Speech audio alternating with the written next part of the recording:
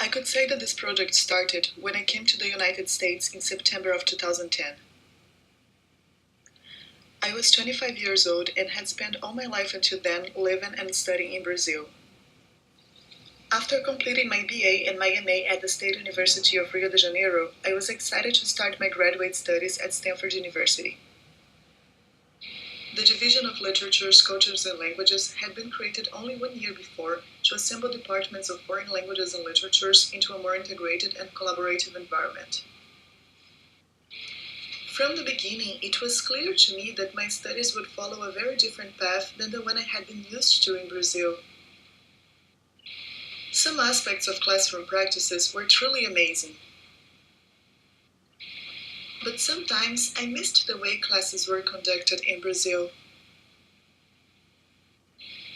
All in all, I was happy, but never stopped asking myself about the impact that my international background could or should have on my teaching practices and perspectives.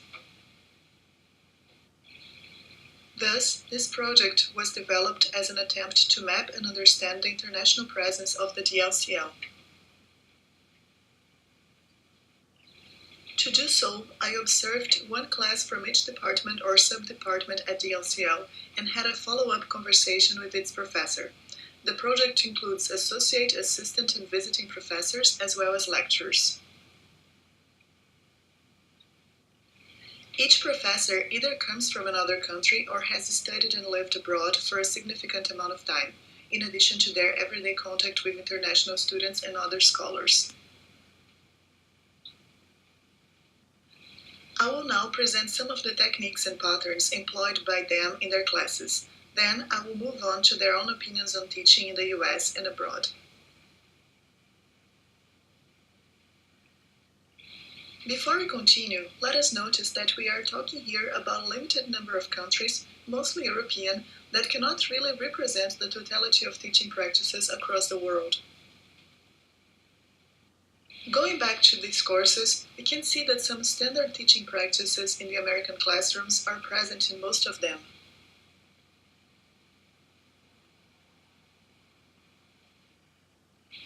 But for sure, there are many variations, even when they happen inside typically American standards. Here are some examples of additional techniques used by each professor.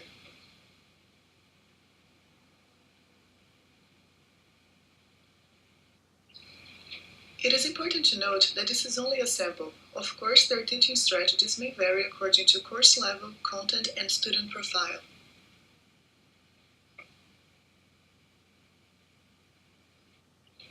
For example, in classes mostly composed of undergraduate students, there is a tendency to rely more on PowerPoint presentations and audiovisual material, whereas graduate seminars tend to have more writing assignments.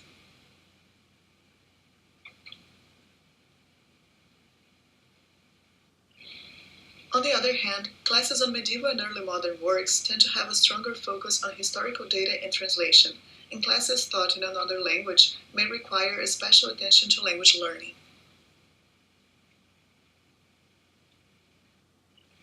Now you may be wondering what the role of this professor's international experience is in their teaching and opinions. What should they think about education in the United States and in other countries? Do they incorporate techniques learned abroad?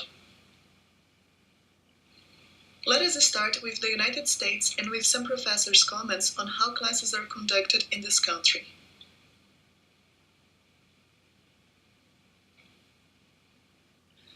As you can see, some recurrent topics are the ability to engage students in a highly interactive environment. The seminar model is usually preferred over the lecture model.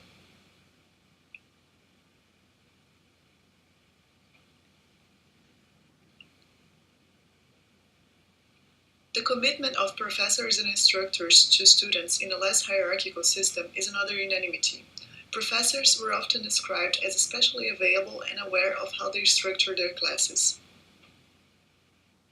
In order to give you some parameters for comparison, here are some comments on educational systems in other countries.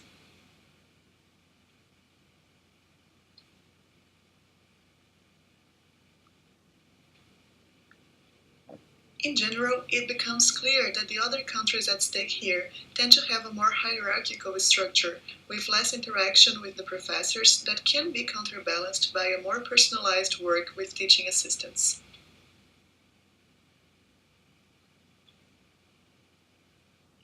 In addition, curriculum and career tracks abroad tend to be more structured right from the beginning and less self-exploratory. They tend to be more focused on content and accumulation of data.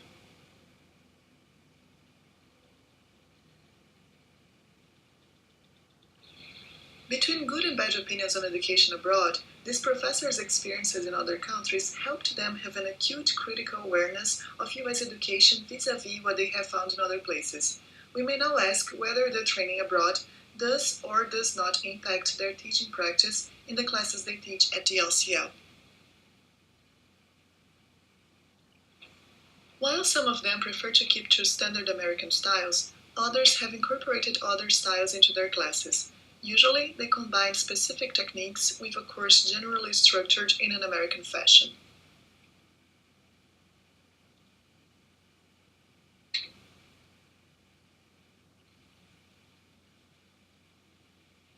Sometimes they have to create or use their own methods when dealing, for example, with a 1,000-year-old text in Arabic. The preliminary steps to approach it may take as long as the time to start a more advanced discussion about it. In spite of its limited scope, this project can give us a sense of how the United States can be situated in an international panorama, with its specificities and typical expectations or practices.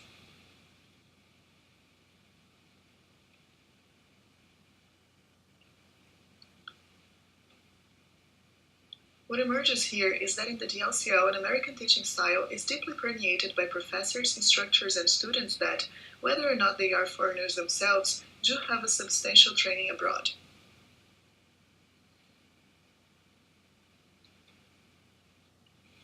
What I aimed to show in this presentation is the extent to which this training influences the way professors think about teaching. Certainly, this can be extended to the DLCL as a whole. As teachers as much as students, we are constantly negotiating a series of practices, assumptions, and expectations originated both inside and outside the United States. I hope that the ones exposed here may make us increasingly aware of what it means to teach and learn in an environment with a strong and diversified international presence such as ours. Finally, I hope that the styles and techniques presented here may be useful for graduate students, instructors, and professors as much as they were for me. This project would not have been possible without the help and support of the Teagle Foundation, which sponsored it, and its coordinators at the LCL, Professor Russell Berman and PhD candidates Stacy Hartman and Eugenia Strakovsky, who believed in my ideas and supported them. I am very thankful to them, as well as to other professors who allowed me to observe their classes and shared their ideas with me. Many thanks too to their TAs and to all the students. The side fact that I did not have time to include them in this project does not make their contribution less valuable. Thanks also to Flora Saramago, who helped me with her technical skills. Finally, many thanks to those who, by bringing American or foreign experiences to my academic life, raised in me the curiosity to know more about the issues approached here.